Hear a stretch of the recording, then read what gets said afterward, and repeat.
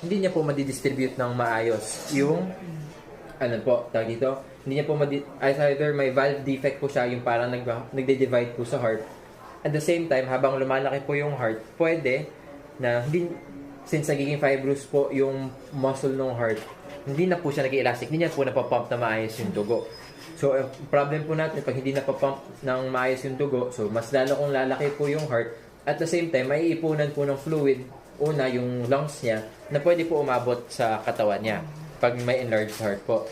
So, yun, ganoon din po, no? Since enlarged na po yung heart ni Friday, hindi na din po natin siya tinitreat. Minamanage na lang po natin or sinuslow down po natin yung progression ng paglaki po ng heart niya.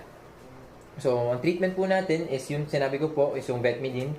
Tapos, heart supplement. So, pwede nyo pa rin ituloy na ibigay po. Healthy heart. Yes po, Healthy bigay heart. nyo na po. Tapos, Kalahati lang po pinapabigay nun noon. Kalahating ngayon po, isang buo na. titingnan ko po yung dose niya po sa internet. Based din po sa weight po ni Friday. Tapos, aside from that, ma'am,